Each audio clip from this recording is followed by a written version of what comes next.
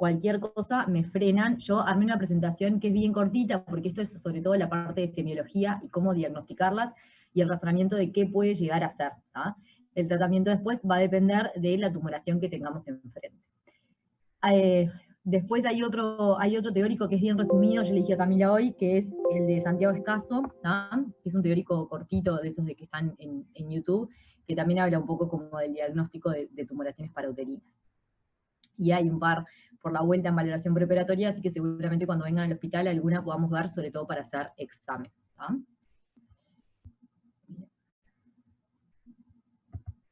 Y ya después ahora revisamos al final los temas que nos quedan, ¿tá? Que no son muchos. Bien. Bueno, cualquier cosa me van frenando. Para empezar, siempre es una historia clínica, ¿tá? Es una paciente de 20 años que es profesora de educación física. Como motivo de consulta tuvo un dolor abdominal que empieza 3 horas antes del ingreso, con dolor en fosa ilíaca derecha, tipo cólico, muy intenso, de inicio súbito, que no calma con AINES, incluso AINES de 600 miligramos, con tránsitos normales. Como antecedentes, tiene una FUM normal, ahí dice 15 de mayo porque la presentación ya está hecha hace tiempo, pero es una FUM de ahora hace 15 días. Hace 2 meses, molestia intermitente a nivel de hipogastro y fosa ilíaca derecha, al cual no le dio importancia y por el cual no consultó, y que de a momentos, o sea, en algunas situaciones, se exacerba con las relaciones sexuales. Como antecedentes gineco-obstétricos, esto es una paciente nuligesta, con una menarca a los 12 años, ciclos irregulares, como método anticonceptivo utiliza preservativo, y su último control ginecológico fue hace 1 año y es normal. Antecedentes personales, tiene rinitis alérgica y psoriasis. Como antecedentes familiares, tiene una madre con cáncer de mama a los 55 años, padre hipertenso. Antecedentes inmunológicos, tiene una vacuna antitetánica vigente, recibió la vacuna tetravalente contra el HPV a los 15 años, y como antecedentes socioeconómicos tiene un medio aceptable. Así que en suma de esto es un dolor, ¿verdad? Que inicia hace 3 horas, en fosa ilíaca derecha, cólico, intenso y de inicio súbito, pero que en los últimos 2 meses también presenta un dolor similar, pero de menor intensidad. Al examen físico está lúcida, dolorida, con piel y mucosas normocoloreadas, cardiovascular y pulmonar sin alteraciones. El abdomen es blando, depresible, con dolor a la palpación superficial y profunda de fosa ilíaca derecha e hipogastrio, sin elementos de irritación peritoneal. No tiene tumoraciones ni visceromegalias. Al examen genital, vulva, vagina y cervix sin lesiones, flujo blanco escaso, sin fetidez. Tacto vaginal, un cuello posterior de 2 centímetros por 2 centímetros, de consistencia ginecológica y un orificio cervical externo cerrado. El útero está en anteversoflexión, de tamaño normal. Fondo de saco vaginal derecho, se tacta una tumoración dolorosa de 6 centímetros que impresiona ovoidea, remitente, con surco de separación con el útero, y en el fondo de saco vaginal posterior y lateral izquierdo están indoloros libres. Una Bien. pregunta. Sí. ¿Qué significa remitente? Que como si fuera como de contenido líquido, ¿tá? Es esa sensación de que cuando lo tocas no se deprime ni está pétreo. Gracias. Como tocar una bombita de agua. Bueno, ¿qué les llama la atención de esta historia y qué tendrían que descartar ustedes?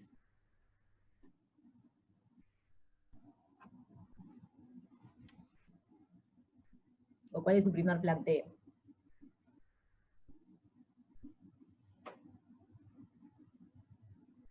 Podríamos pensar que es una tumoración anexial porque decía que tenía un surco de separación con el útero. Bien. ¿Y como Pero diagnóstico de causa, qué se te ocurre? ¿No podría ser un embarazo ectópico? Podemos pensar en eso. Pero para eso le haces la beta-HCG. ¿Tá? ¿Y qué es lo que te aleja de ectópico? Está muy bien pensado.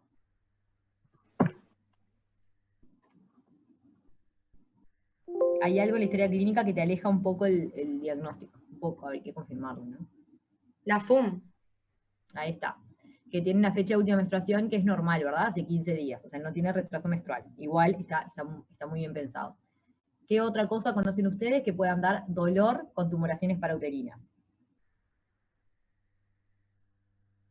El embarazo ectópico es una de ellas. ¿Cuál otra?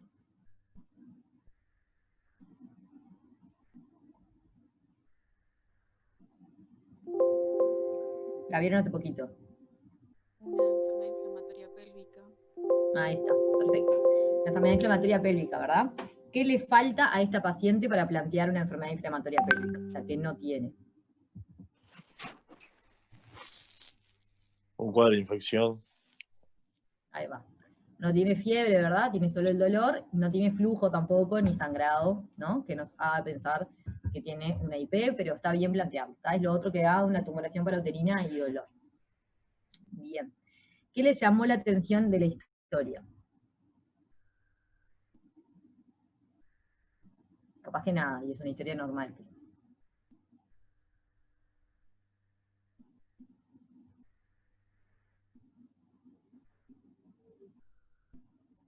Llama Los la atención. antecedentes familiares. Bueno, tiene un antecedente familiar de peso para ginecología, como es el antecedente del cáncer de mama. Pero sería como más arriesgado pensar en ella, que es joven, o sea, como lo menos probable que tenga un cáncer que venga ligado a ese antecedente. ¿Ah? Sí, es algo a considerar, no es lo más frecuente, pero está bien. Lo otro que llama la atención es que ya haya tenido esta historia como de 2 meses de dolor, ¿verdad? Que capaz que no le prestó atención, pero era un dolor localizado en el mismo lugar, ¿no? O sea, es una historia arrastrada, que se agudizó en un momento. Bien, entonces vamos a ver un poco la semiología de las tumoraciones, ¿tá? Esta paciente tiene una tumoración que va a ser intraabdominal. ¿Se acuerdan que el otro día que nosotros vimos ya, ¿no? Que si nosotros palpamos una tumoración por abdomen, sería una tumoración abdominopélvica, ¿verdad? Porque se localiza en hipogastrio y porque tiene un polo que se pierde en la pelvis. En este caso, en abdomen no se palpa ninguna tumoración, pero si se palpara, nosotros le hacemos que la paciente haga como un esfuerzo de Valsalva, o que contraiga los músculos abdominales, y entonces ahí vemos si esa tumoración es parietal, o sea, una hernia o una eventración, o si es intraabdominal, ¿tá? Y después vemos que es, intraperitoneal y de origen ginecológico, porque nosotros la valoramos al tacto vaginal, ¿tá? Eso lo tenemos que hacer como en todas las tumoraciones que toquemos. Y después vamos a buscar si es uterina o parauterina, ¿tá? Uterina es la tumoración, lo vimos el otro día con histeromegalia, es la tumoración que es medial, ¿verdad? Y parauterina es esa tumoración que en general cae hacia el fondo de saco laterales, en este caso hacia el fondo de saco vaginal derecho, y que tiene un surco de separación con el útero, ¿tá? Entonces decimos que es parauterina. Y tiene una maniobra de Halban negativa. ¿Alguien se acuerda lo que era la maniobra de Halban? ¿O el signo de Halban? Sí, que al tacto se levantaba el cuello del útero y si se movía era positiva y si no era negativa. Ahí está, bien. Perfecto. ¿Tá? Como tiene un signo de Halban negativo, decimos que como que no tendría una relación con el útero directamente. ¿Tá? Entonces por eso es que llegamos a que es una tumoración parauterina. Bien, las tumoraciones parauterinas pueden ser igualmente de origen del útero o pueden ser anexiales. ¿Tá? El origen del útero, también lo hablamos, y era esos miomas que pueden crecer hacia un mioma subseroso y que pueden ser pediculados y caer hacia uno de los lados. Entonces queda como una tumoración parauterina, pero su origen sigue siendo del útero. ¿Tá? Por ejemplo, este es un mioma subseroso pediculado, este es un mioma intramural, ¿se acuerdan? Y este, acá, es un mioma submucoso, perdón, está mal escrito ahí en el dibujo, y este es un mioma subseroso pediculado. Si lo van a tactar, este mioma que se ve acá se va a tactar como si fuera una tumoración parauterina, ¿tá? Pero su origen está en el útero. Así que pueden ser uterinas.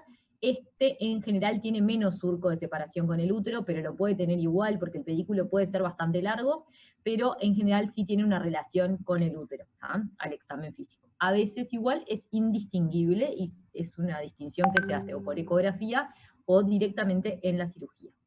Y después tenemos esto que son las tumoraciones anexiales, ¿tá? Que pueden tener su origen en la trompa de falopio o pueden tener su origen en el ovario.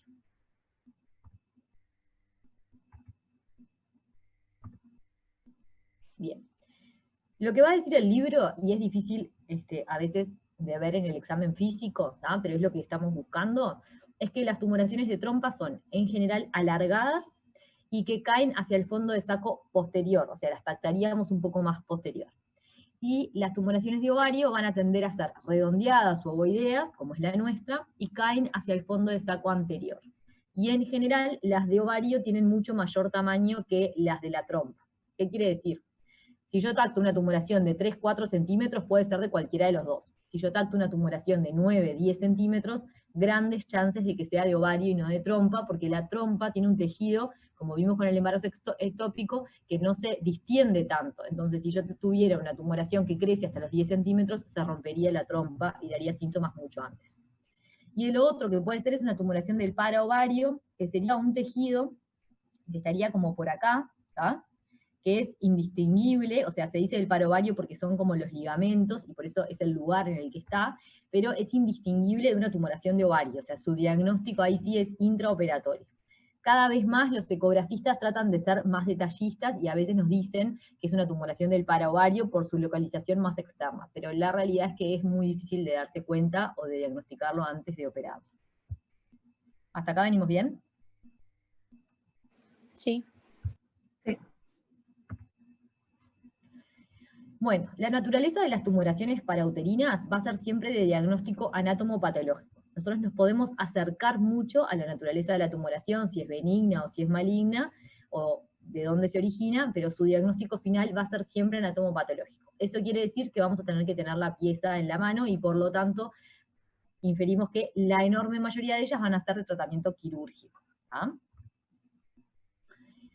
Las tumoraciones a grandes rasgos lo que nos interesa es que pueden ser malignas, que van a ser todas de origen orgánico, o benignas, ¿tá? Que van a ser funcionales u orgánicas. Funcionales son aquellas tumoraciones que se dan por el normal funcionamiento del ovario, ¿tá? Lo vamos a ver, pero sobre todo los folículos, ¿tá? Que se van como generando, o el cuerpo lúteo que puede quedar persistente, y las orgánicas que también en su enorme mayoría van a ser benignas, pero por un tema de gravedad y de tratamiento, lo que vamos a descartar es que no sea maligna.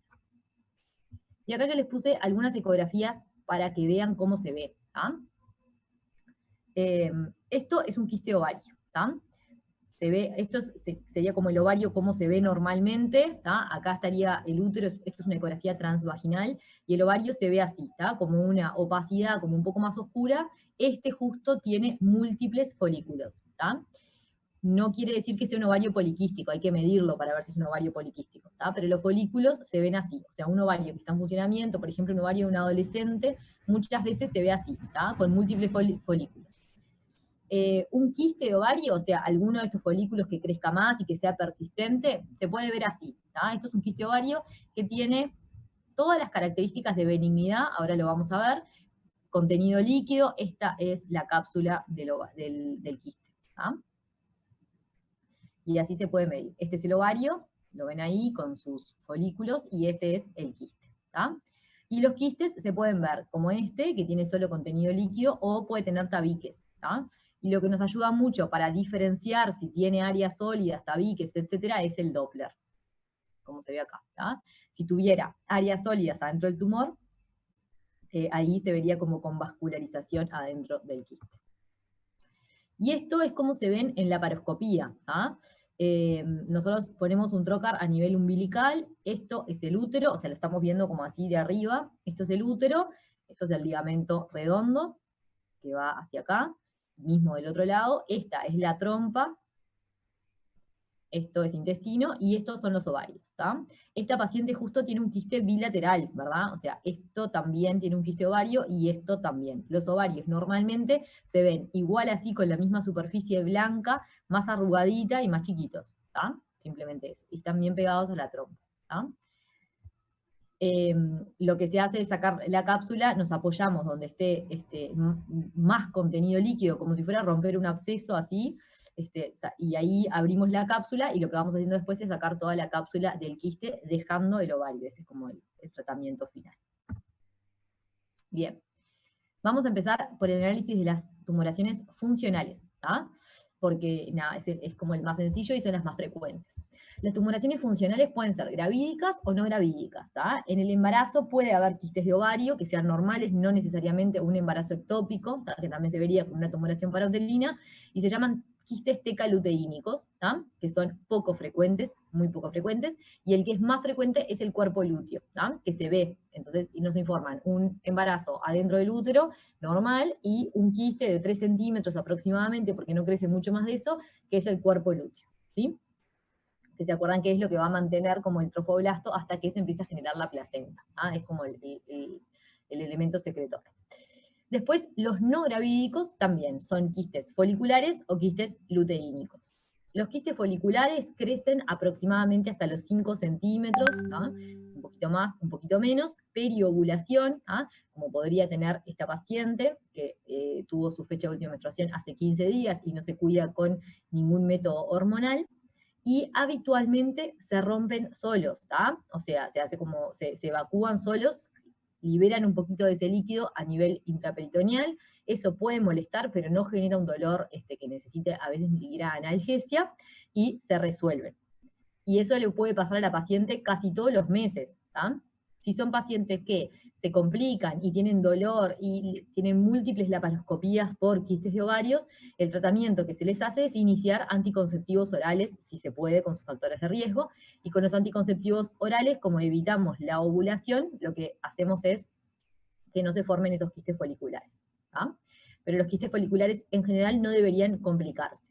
Puede ser que alguno crezca hasta más de 5 centímetros, y entonces ahí tienen menos probabilidad de resolverse espontáneamente, y esas pacientes a veces requieren una cirugía.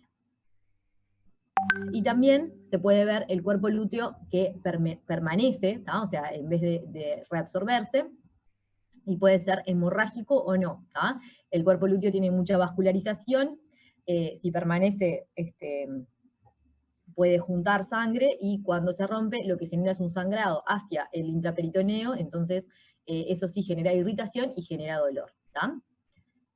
Puede tener un cuadro, no un cuadro tan arrastrado, pero sí un cuadro como de dolor más o menos brusco, ¿tá? En general calma con analgésicos, y muchas veces tampoco requiere cirugía, pero sí genera el dolor.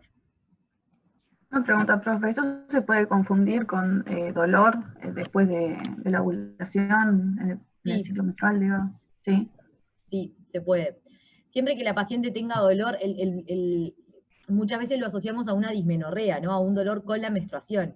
Pero a veces las pacientes tienen un dolor que es distinto al de su dolor con la menstruación normal, o sea, que en general es tipo cólico, que son los primeros días y que después cede, y esto es un dolor que permanece más, que no es cólico, ¿tá? Que es como más sordo, más persistente, ¿tá? Que no es una cosa que le impide hacer su vida normal, pero que la paciente se da cuenta que le aumenta el dolor comparado con la dismenorrea. Y puede ser eso, un quiste que se haya roto y que se esté reabsorbiendo el líquido, ¿tá? Nos ayuda mucho a veces si la paciente tiene una ecografía anterior, si no, siempre es un planteo como una hipótesis, ¿tá? Es muy difícil de confirmar. A veces vemos en la ecografía, cuando la paciente consulta por dolor, un quistecito más chiquito, y decimos, bueno, puede haber sido más grande y que se esté evacuando, o sea, que se esté rompiendo, ¿tá? Y a veces eso es el dolor, y una vez que se rompe, después se empieza a calmar. Pero siempre es una hipótesis, es muy difícil de confirmar que es un quiste que está roto. Bien, eso fue de las tumoraciones funcionales, ¿tá? De las tumoraciones orgánicas, bueno, pueden ser neoplásicas, infecciosas o gravídicas. La gravídica nosotros ya la vimos, que es el embarazo ectópico. Las infecciosas ya las vieron, que es la IP tumoral. Y las neoplásicas pueden ser primarias o secundarias, o sea, primario en el ovario, porque el cáncer originado en la trompa es muy raro, pero primario en el ovario, o secundario a otro cáncer, ¿tá?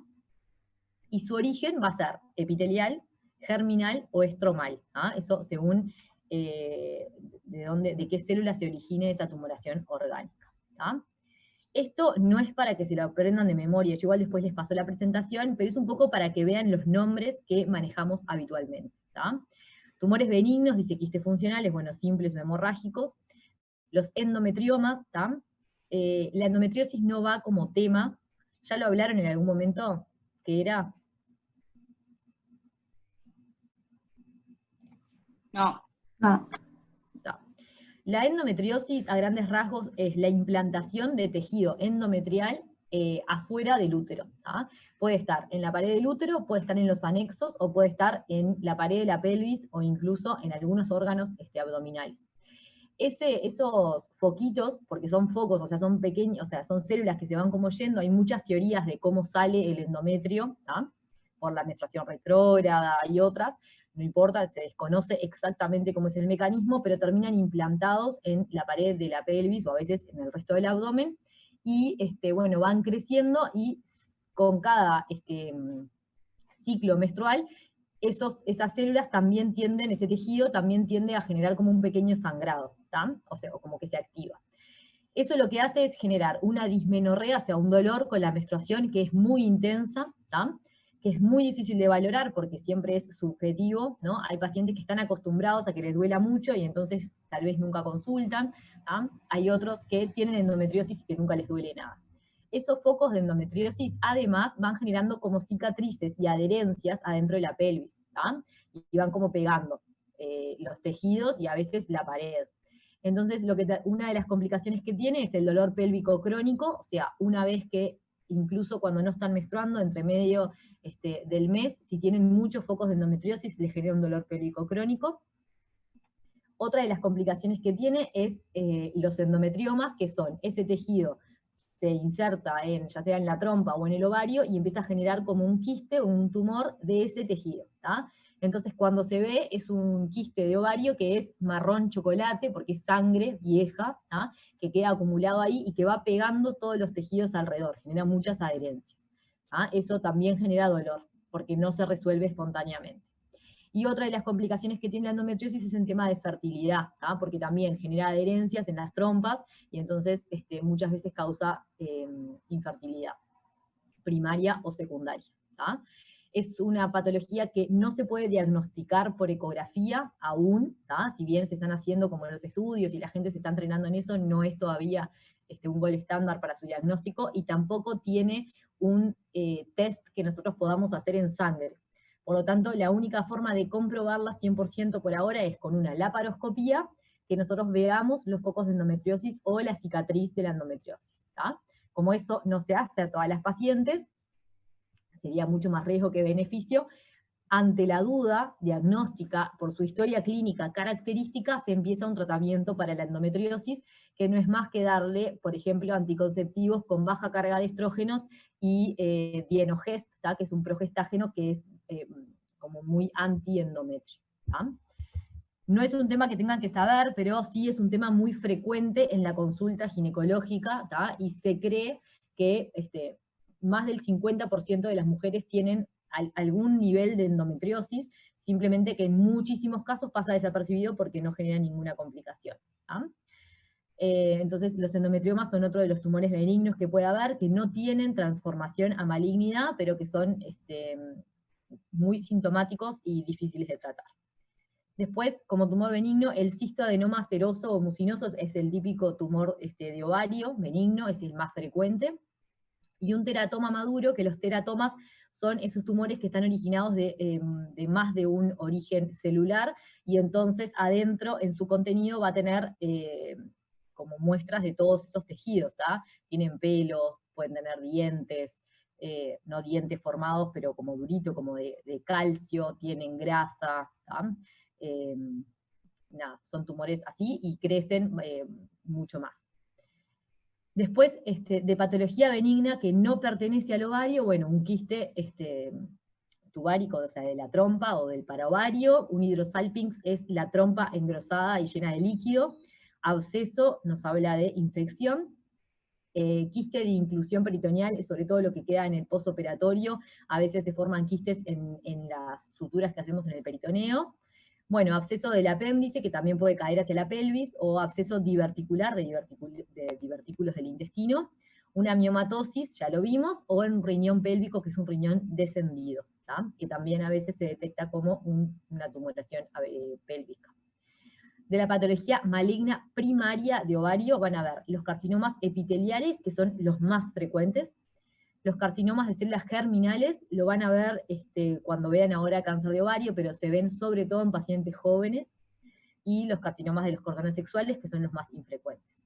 Y de la patología maligna secundaria, metástasis de cáncer de mama, y ahí es que viene como la referencia a nuestra paciente de su antecedente familiar de cáncer de mama, pero bueno, primero tiene que tener el cáncer de mama, y metástasis de los tumores del tracto gastrointestinal, que se ven mucho más frecuentemente. Es un tumor de Krukenberg que da un cáncer de estómago y un cáncer de ovario. Simplemente para que conozcan los nombres y que no sea la primera vez que los vean cuando los vean en una paciente, ¿tá? No es la idea que se lo acuerden todo en memoria, pero bueno, muchas veces tienen el nombre de dónde salen, ¿no? Tampoco es muy difícil. Bien, nosotros hicimos la historia clínica, hicimos el examen físico, e igual lo máximo que podemos llegar es a saber que eso es una tumoración que nos parece que es de ovario, ¿verdad? Entonces, ¿qué paraclínica le pedimos para complementar el estudio de esta paciente? Bien. Lo que es como casi una extensión de la semiología a esta altura es la ecografía, ¿tá? Es una ecografía que se realiza por vía transvaginal, idealmente si la paciente ha iniciado relaciones sexuales, y también idealmente por un técnico especializado en ginecología o que sepa ver los anexos, porque es lo más difícil de ver. Y acá lo que les voy a mostrar, que igual después lo leen de vuelta, son los criterios de benignidad y los criterios de malignidad. ¿Tá? Estos están hechos por un grupo que se llama el grupo IOTA, que es un grupo internacional, que lo que estudió fue justamente los tumores de ovario, y lo que quisieron llegar es a que hicieron un estudio multicéntrico en todo el mundo, y lo que llegaron fue que, bueno, que es difícil como identificar que todos los ecografistas tengan el mismo criterio para derivar a esa paciente a un centro oncológico. Se hizo para eso, ¿tá? Para que cualquier ecografista pudiera detectar una tumoración que le podía parecer maligna y que llegara a la persona que la podía tratar y que no anduviera como boyando por diferentes puertas de emergencia, policlínicas, etcétera, hasta que a alguien se le ocurriera que podía tener un cáncer de ovario. Entonces esto lo que nos acerca es a un porcentaje como muy cercano a la benignidad. Esas son tumoraciones que nosotros podemos controlar. No quiere decir que puedan ser quirúrgicas o no, o sea, si la tumoración está complicada, igual puede ser quirúrgica, pero por lo menos nos aleja de que sea un cáncer de ovario. Y los criterios de malignidad nos acerca a que sea un cáncer de ovario, tampoco quiere decir que lo sea, simplemente que hay que estudiarlo un poco más a fondo, ¿tá?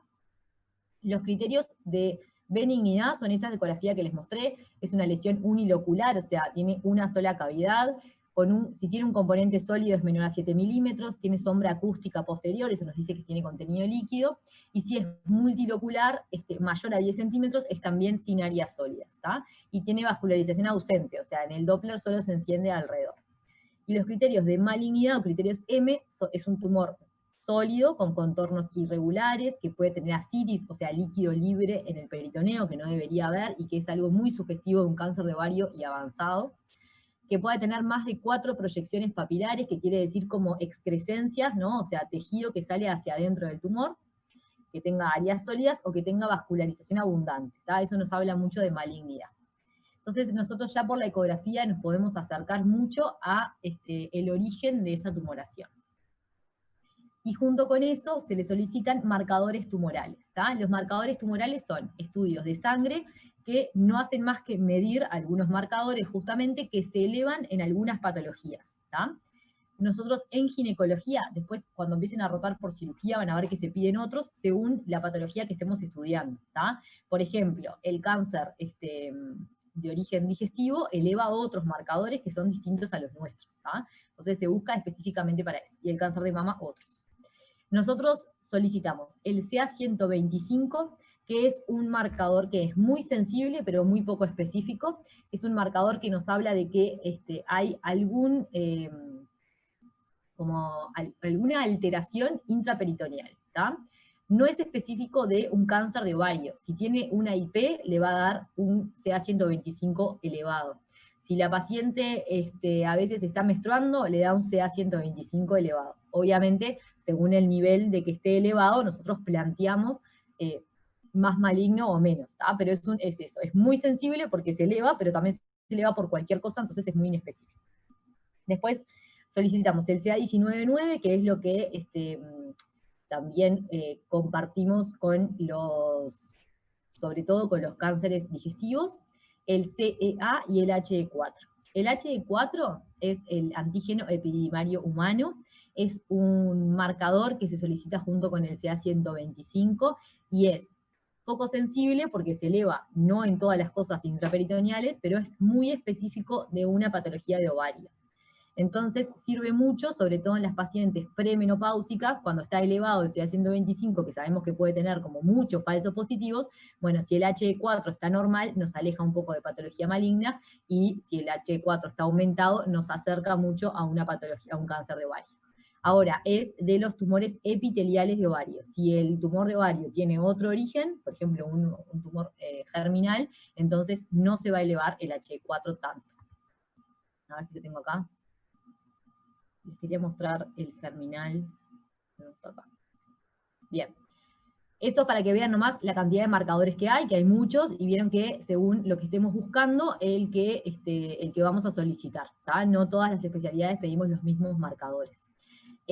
A destacar si es un cáncer germinal el que estamos buscando, o sea, estamos frente a una paciente joven, le pedimos alfa-fetoproteína, acá, como si fuera el cáncer de testículo, pero no. El alfa-fetoproteína, la beta-HCG y la LDH son nuestros marcadores de los germinales cuando se aumenta. Acá está. Acá, en los teratomas inmaduros o en los tumores germinales, la beta-HCG, la alfa-fetoproteína, igual le vamos a pedir todos los otros, y casi siempre va a estar aumentado el CA125, porque ya les digo que se aumenta cuando hay un quiste. Bien. ¿Quedó la paraclínica un poco? Sí. Sí. Bien. Cosas a destacar. La ecografía la tenemos a mano y se la pedimos siempre, hay ecografista de urgencia, ¿tá? Y casi siempre entramos a una paciente a hacer un tratamiento, ya sea médico o quirúrgico, con una ecografía, ¿tá?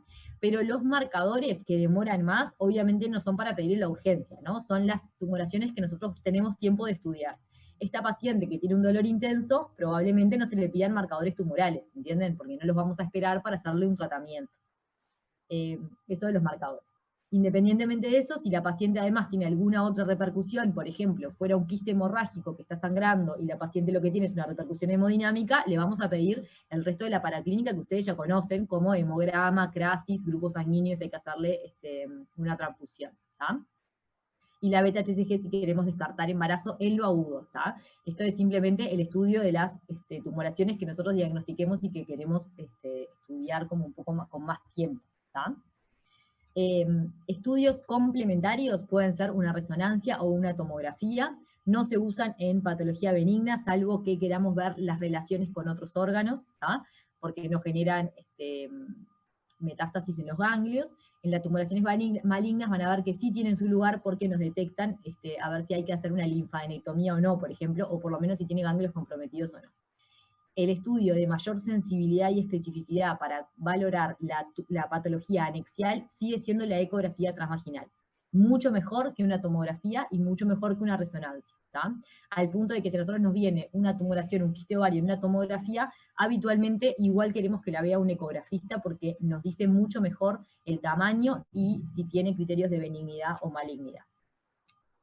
Lo otro que van a ver en la clase de cáncer de ovario, si no lo vieron ya el teórico, es que hay unas aplicaciones, ¿tá?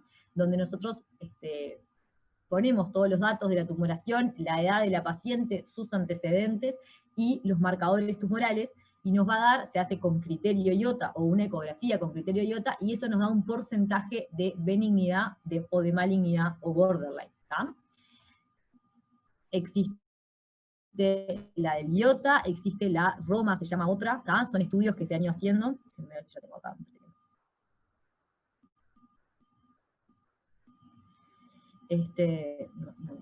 Y lo que hace eso es que nos permite hablar con la paciente y decirle, mire, nosotros estudiamos esta tumoración y según todos los estudios que tenemos, la ecografía, por ejemplo, y los marcadores tumorales, pensamos que tiene un 94% de benignidad. Recuerden que lo que les dije al principio, ¿no? El diagnóstico de esto se hace por anatomía patológica, entonces nunca podemos asegurar. Pero nos planteamos diferente para la cirugía. Por ejemplo, empezamos por una laparoscopía. En cambio, si la misma tumoración nos da un 95% de malignidad, entonces le decimos a la paciente, bueno, primero que hay que estudiarle y tratar de acercarnos lo más posible a una estadificación prequirúrgica, ¿tá? Sabiendo que la estadificación final se hace en el intraoperatorio. Pero en vez de hacerlo por una laparoscopía, a veces si pensamos que no tiene nada comprometido y que le vamos a poder hacer una cirugía de citorreducción, ya entramos por una mediana, ¿tá? O sea, como que todo esto es una aproximación que a nosotros nos permite plantearnos mejor en el tratamiento y sobre todo informar a la paciente. El quiste que tú tenés tiene un tanto por ciento de benignidad, tanto por ciento de ser una patología borderline y tanto por ciento de ser una patología maligna. Una patología borderline, o sea, un quiste borderline son esos quistes de ovario, o sea, tumores de ovario, que van a tener algunas células que no son normales, no llegan a ser células malignas, o sea, no tienen tanta alteración citoarquitectural, pero no son benignas tampoco ni normales. Esos tumores se pueden llegar a evolucionar a un cáncer de ovario, pero sobre todo pueden coexistir con alguna célula maligna y que en la evolución se vea que actúe como un cáncer de ovario. Entonces, obviamente, según la edad de la paciente, etcétera, tienen indicación de hacer anexectomía bilateral, ¿tá? Si la paciente es muy joven, en esas pacientes se plantea dejar un ovario, que la paciente cumpla su deseo de fertilidad, pero hay que controlarlos más de cerca, ¿tá? Borderline, lo dice su nombre, es lo que queda al medio entre los dos. Bien. En cuanto al tratamiento, el tratamiento va a depender, obviamente, del origen de la tumoración, ¿tá? Pero va a depender sobre todo si es agudo o si es en la evolución o de coordinación, ¿tá? Eso es lo primero que tenemos que definir. En la enorme mayoría de los casos va a ser quirúrgico, ¿tá? Pero nosotros tenemos que plantear otros tratamientos antes. El primero es, en esta paciente que está con dolor, le debemos plantear una analgesia reglada, bien hecha y por vía intravenosa, ¿tá? Es muy difícil valorar una irritación peritoneal si la paciente está con dolor. Entonces, se le hace analgesia, ese es nuestro primer paso. En el caso de que constatemos que esta paciente, como lo vimos en el examen físico, tiene una tumoración de 6 centímetros y creemos que es el origen del dolor, entonces tiene una indicación quirúrgica, ¿tá? Que es ir a solucionar ese quiste o esa tumoración que tiene y sacar esa tumoración. En este caso, que la paciente está con dolor, como pensamos que es una tumoración que puede estar complicada, el tratamiento es quirúrgico y de urgencia, ¿verdad? La paciente cumple el ayuno, nosotros tenemos el equipo y ahí la entramos a operar. En el caso de que pensamos que sea, la paciente tiene una inestabilidad hemodinámica, por ejemplo, o una irritación peritoneal que es extendida, ¿tá? O sea, por ejemplo, un ectópico roto, como lo vimos, o un quiste hemorrágico que esté sangrando activamente, también le hacemos una cirugía que puede ser de urgencia o emergencia, según cómo esté. Y en las tumoraciones que son hallazgos, o que la paciente tiene un dolor que es totalmente tolerable y que calma con analgésicos vía oral, y nosotros creemos que la podemos estudiar, se hace cirugía de coordinación. ¿Qué quiere decir de coordinación? Esto que les conté, ¿tá? Se hacen todos los estudios como para poder ir y decirle al paciente, nosotros vamos a tener este plan quirúrgico, ¿tá? Y habitualmente con anatomopatólogo disponible para estudiar la tumoración en el momento, se llama biopsia extemporánea eso, y que nos diga en el momento si es benigna o maligna, si tenemos que seguir o si ahí termina el tratamiento. Esta paciente además tiene una tumoración que está complicada, ¿tá? Y de las principales complicaciones de las tumoraciones parauterinas es la torsión anexial, que es lo que tiene esta paciente. Torsión anexial quiere decir que el ovario, o sea, el quiste, en este caso el ovario con el tumor, se gira sobre su propio eje, ¿tá? Sobre el pedículo lumbovárico, ¿tá? Y sobre el útero ovárico. Al girarse sobre su propio eje empieza a perder vascularización, ¿verdad? Primero la linfática y entonces se edematiza y queda de mayor tamaño, luego la venosa también obstruye el retorno venoso y por último la arterial y queda con isquemia del tumor y del ovario, ¿tá? Si eso lleva mucho tiempo en resolverse, ese ovario después es imposible de volver a conectar, ¿tá? Y hay que hacer una anexectomía. ¿Cuáles son los tumores que más, o sea, que tienen más probabilidad de torsionarse? Los que son sólido-quísticos y medianos, ¿tá? Los quistes chiquitos en general no se torsionan, los que son muy grandes tampoco porque no tienen mucha movilidad, o sea, si son 10 centímetros de quiste no tiene cómo moverse, pero los que son intermedios son los que más movilidad tienen, y sobre todo si tiene un componente sólido, porque entonces le hace como el peso, ¿tá? Sobre todo los teratomas, no quiere decir que sea maligno, pero le hace como el peso y entonces se torsiona. ¿Cuándo se torsiona? Y muchas veces frente a la actividad física. Entonces es importante el antecedente de esta paciente, que era profesora de educación física, pero cualquiera que haga algún deporte, ¿tá? O incluso ir al gimnasio, muchas veces cuando nosotros interrogamos a esta paciente salta esta historia.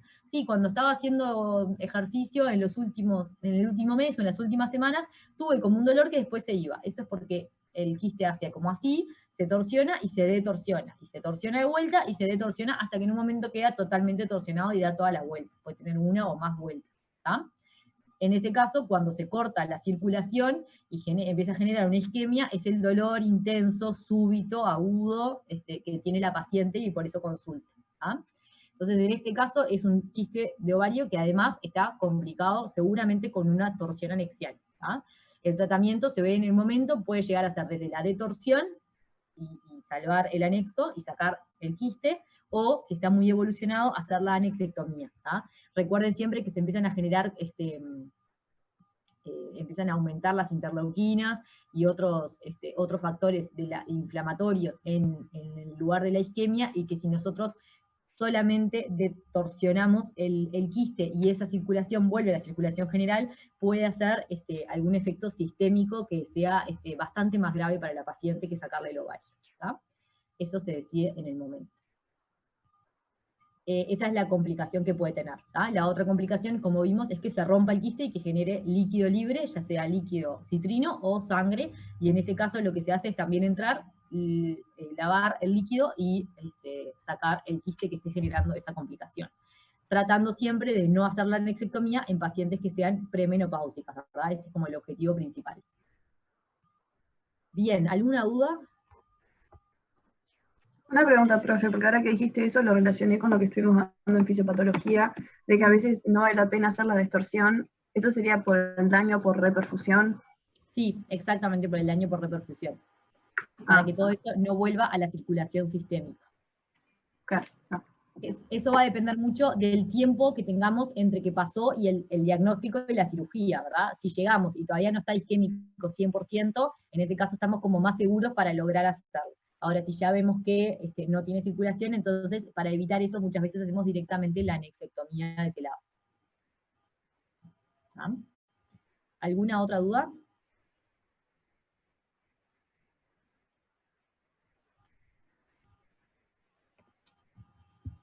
Déjenme ver un segundo que les voy a mostrar acá la...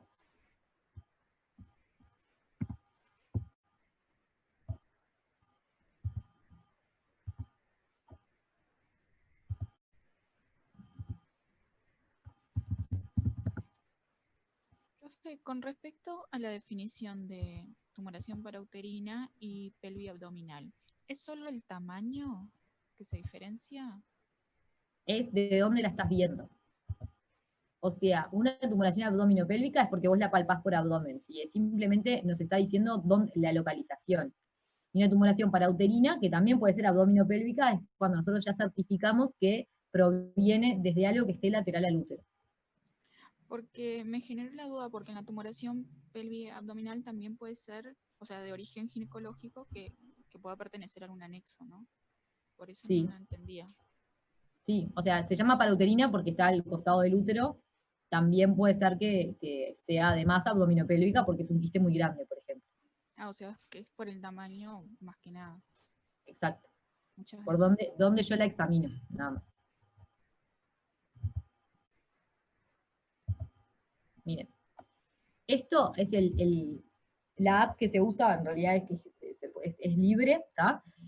Para ver, nos dice más o menos los criterios de benignidad y malignidad, ¿no? Entonces te dice, bueno, la edad de la paciente, lo ponemos ahí, si tiene un centro de referencia gineco-oncológico, la idea es que tengan siempre en cada país, bueno, el diámetro máximo de la lesión, el diámetro máximo si tiene área sólida, si no tiene, ponemos 0, por ejemplo. A ver si lo puedo calcular ahora. Bueno, esto también habla de que en las pacientes que nosotros referimos desde un centro oncológico, quiere decir que ella tiene algún factor de riesgo y que por eso nos llegó a nosotros, ¿no? En Uruguay no aplica porque es todo el Pereira Rosell, pero...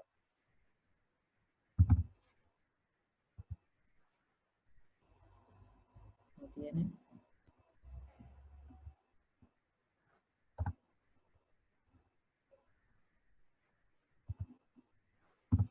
Después, más de 10, ¿no?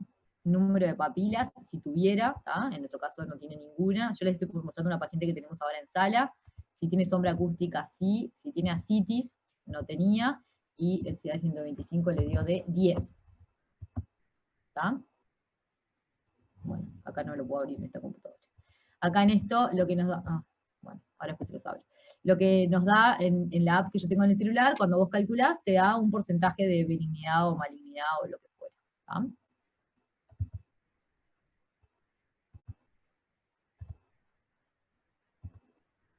Ahí.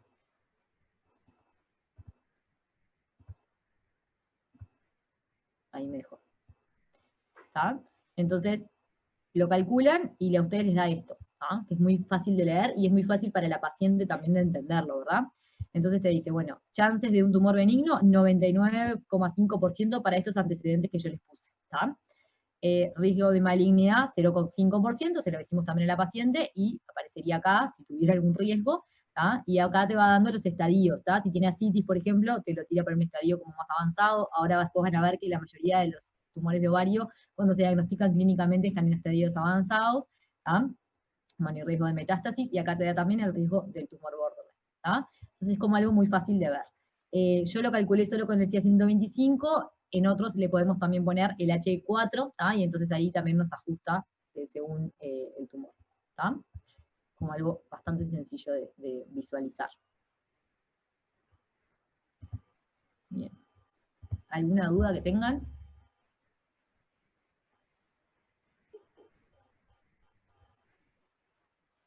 Bueno, hay un teórico también de caso, como les dije al principio, que dice más o menos lo mismo, pero lo pueden ver, es bien cortito, nombra algunos otros marcadores tumorales nomás, es como la diferencia que tiene. Vamos a revisar ahora en 3 minutos, si les parece, a ver qué temas son los que les quedan. Me van diciendo a ver cuál vimos. Un segundo.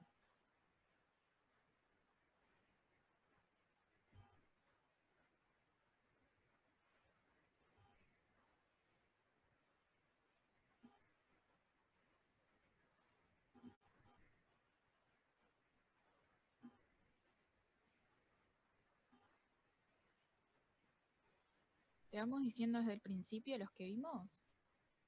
Será que yo tengo acá como una listita, más o menos, lo que teníamos que dar. Dimos semiología las primeras, de obstetricia ya dimos todo, pero vamos a repasarlos. Dimos amenaza de parto pretérmino y rotura de membranas, ¿verdad? Sí. Sí. Después dimos estados hipertensivos, y después dimos metrorragias de la segunda mitad del embarazo. Dimos diabetes gestacional y dimos restricción de crecimiento. Dimos infecciones urinarias altas y bajas, y dimos trabajo de parto y puerperio, ¿verdad? Sí. Sí. De ginecología, ustedes vieron EIP. ¿Vieron infecciones genitales bajas? Con EIP. No, en realidad no. No. Infecciones de transmisión sexual. No, tampoco. Creo que no. Y las infecciones del grupo TORCH, ¿les suena? Sí, pero no. Pero no las vimos. Está. Después, lesiones premalignas de cuello y cáncer de cuello, sí. Sí. Sí, Metrorragias de la primera mitad, también. sí. Sangrado uterino anormal, miomatosis y cáncer de endometrio, también. Masas anexiales, dimos hoy, y van a dar el jueves cáncer de ovario, ¿verdad? Sí. Sí. Bien. Y método anticonceptivo, tienen un teórico ustedes de anticoncepción, ¿lo vieron ya? Sí, hay 2, creo. O 1, no me acuerdo bien. Bien, ¿ya los miraron? Yo todavía no. Está. Mírenlos, porque así lo podemos discutir después si tienen alguna duda. ¿Tá? A nosotros entonces nos va quedando para dar. Yo me lo voy a anotar porque si no me pierdo. Nos va quedando entonces infecciones de transmisión sexual, que van a ser como a grandes rasgos lo que da en ginecología, ¿verdad? No hay que estudiarse todo el tratamiento de las cosas, pero sobre todo lo que pueda dar en embarazo. Vamos a dar HIV, sífilis, y hepatitis B. Y después hay otros gérmenes que dan infecciones genitales bajas, como son, por ejemplo, la tricomona,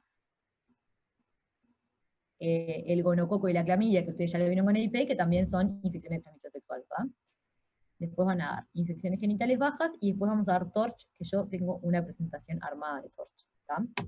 Eso es muy fácil de dar, es algo en obstetricia que da, por ejemplo, poligramios y oligoamnios, da algunas alteraciones que que se da rápido porque son todas más o menos lo mismo, ¿está? Nos ¿Y embarazo queda- múltiple, profe? no va como tema. ¿Tienen teórico de eso? Yo voy a No chequear, recuerdo. ¿tá? Normalmente no va como tema para, no va como de los temas que se dan en el hospital, ¿tá? Igual, déjenme hablar con Claudio y le pregunto, si es un tema que después se va a tomar como en el examen, como tema particular, lo damos, no hay problema, ¿tá? Me parece que no va como tema del año. Y después, lo otro que les iba a preguntar es si ustedes tienen colgado en YouTube teórico de IBE.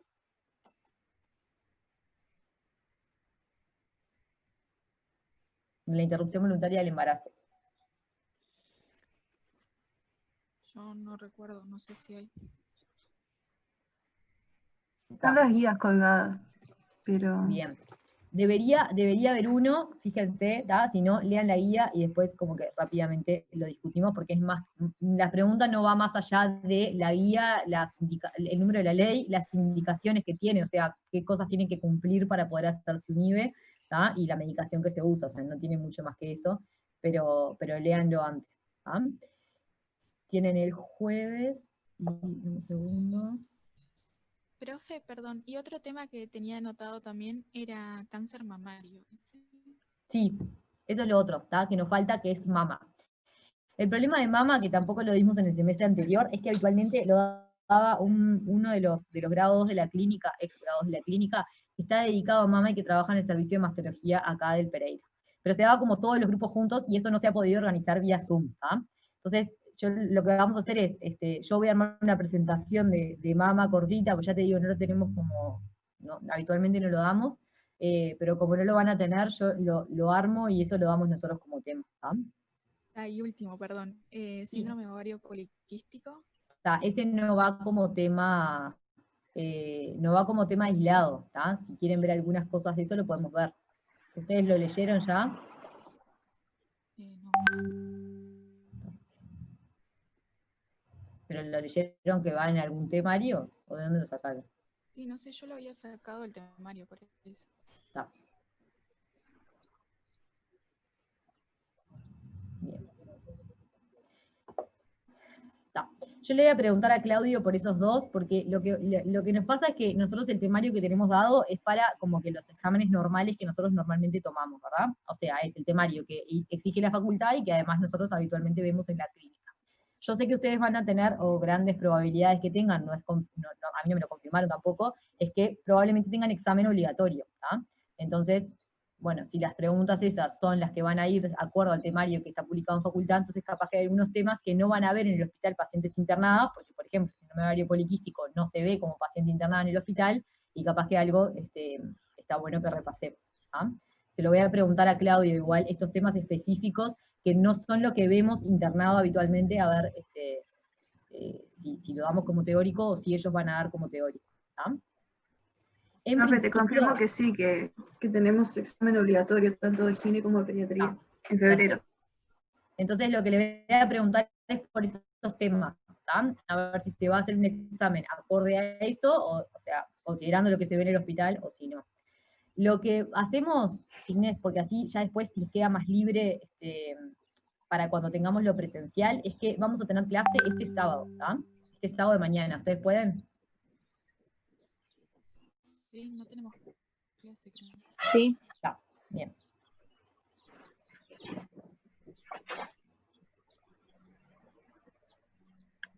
Bien.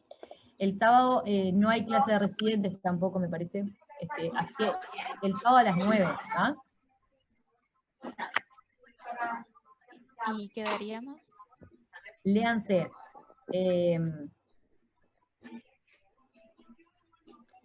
Léanse la guía de infecciones Hola, ¿cómo genitales. estás? Bien. Sí. Ani con Jess. Ani, Ahí. Yo le puse mute. Las infecciones genitales bajas, que hay una guía del ministerio que está ITS, infecciones genitales bajas, ¿tá? Léanse esa y yo les doy Torch, que lo preparo yo, no se preocupen, y ya revisamos lo de IGB, ¿tá? Está bárbaro, gracias. ¿Sí? Es una guía creo que del 2016, si no me equivoco. Creo que está ahí, ¿está? Estamos estos dos el sábado, y ya nos vamos sacando temas de encima, y yo después hablo con Ani y Clarita a ver la semana que viene para ir dando los otros temas, ¿está? Capaz que el lunes, si podemos, ya damos mama.